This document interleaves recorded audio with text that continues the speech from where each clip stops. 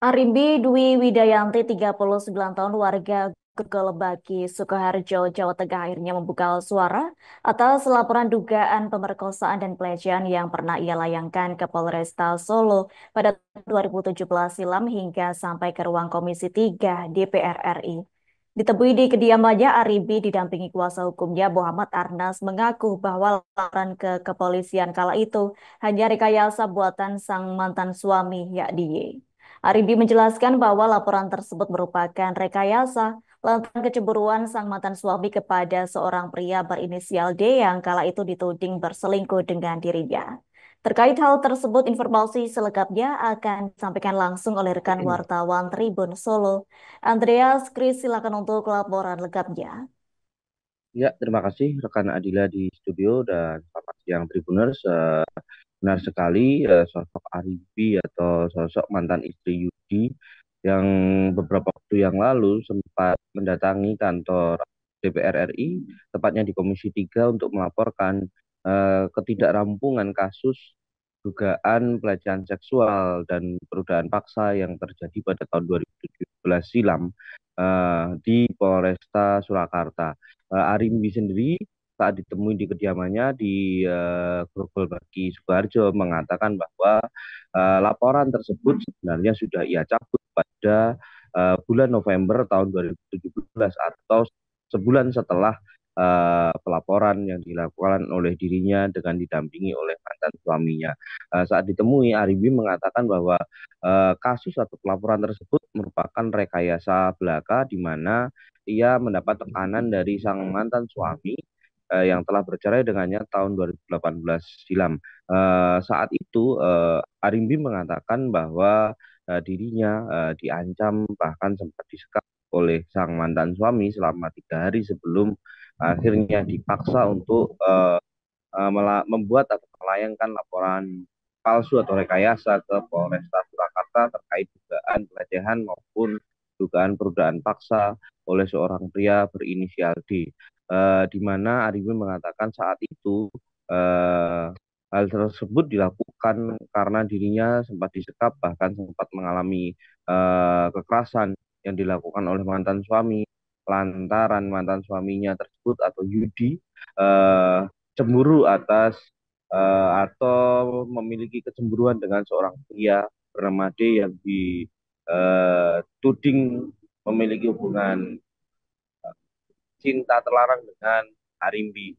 Arimbi juga mengatakan usai dirinya disekap ya dan melaporkan ke Polresta Surakarta, ia juga sempat akhirnya jujur kepada petugas penyidik di Polresta Surakarta terkait rekayasa pelaporan tersebut di mana saat itu ia mengaku mencari celah eh, ketika dirinya sedang ditinggal oleh sang suami dan di ruang penyidikan dan mengatakan sejujur-jujurnya bahwa kasus yang ia laporkan tersebut adalah rekayasa belaka buatan sang suami.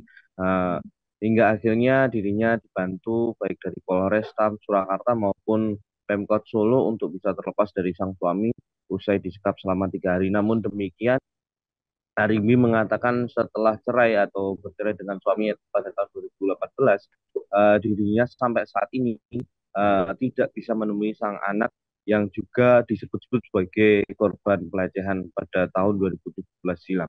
Arimi sendiri berharap bisa difasilitasi oleh Komisi 3 DPR RI untuk bertemu dan menjelaskan apa yang terjadi pada tahun 2017 serta meminta hak asuh anak kembali ke pangkuan dirinya. Hal itu tak lain karena Ahyudi mengatakan bahwa sang anak sempat tidak bersekolah selama 6 bulan lantaran mengikuti sang ayah atau mantan suaminya untuk mengurus kasus yang sebenarnya telah ia cabut pada Oktober tahun 2017. Demikian laporan dari Solo, saya kembalikan ke studio. Baik, terima kasih untuk informasi lengkapnya. Silakan bertugas kembali. Tribuners, berikut kami tampilkan wawancara bersama Aribi Dwi Widayanti selaku pelapor dan kuasa hukum Muhammad Arnas. Berikut untuk tayangannya. Saya adalah mantan istri yang sering disebutkan inisial si Y dan saya si A untuk menjelaskan kronologi sebenarnya kejadian yang selama ini sudah gaduh di mana-mana ya, sudah sampai kemana-mana. Untuk ya meredakan juga untuk yang banyak yang bertanya-tanya juga, saya akan jelaskan di sini untuk sedetail-detailnya. Untuk yang pertama, saya yang disebutkan berinisial A. Saya dulu mantan istrinya si Y, dan si Y itu cemburu kepada atas nama si D. Saya dituduh berselingkuh dengan atas nama si D. Nah, untuk melampiaskan kecemburuannya itu, saya dan si D disekap selama 3 hari. Disekap di tempat yang berbeda. Selama disekap itu, si D ditanya terus, disuruh mengaku. Kalau tidak mengaku, dia juga mungkin dilakukan pemaksaan ya. Beliau adalah